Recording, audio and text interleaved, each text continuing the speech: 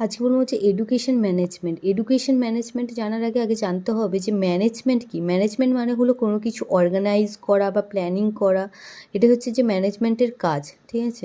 তো ম্যানেজমেন্ট বলতে আমরা কোনো কাজের প্ল্যানিং থেকে ইমপ্লিমেন্টেশন পর্যন্ত সঠিকভাবে হচ্ছে কি না তা চেক করাই হলো ম্যানেজমেন্টের কাজ, ঠিক আছে? তাহলে এই ম্যানেজমেন্টটা বা এই প্ল্যানিংটা যখন এডুকেশন সেক্টরে হয়ে থাকে তখন তাকে বলা হয় এডুকেশনাল ম্যানেজমেন্ট, ঠিক আছে? এবার আমি বলছি যে অ্যাডমিনিস্ট্রেশন কী।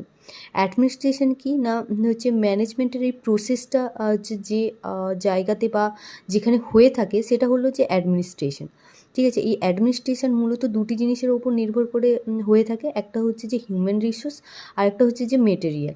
হিউম্যান রিসোর্স আমরা যা বলতে হচ্ছে যাদেরকে বুঝে থাকি সেটা হচ্ছে যে কি না টিচার, স্টাফ, স্টুডেন্টস, এটা হচ্ছে হিউম্যান রিসোর্স।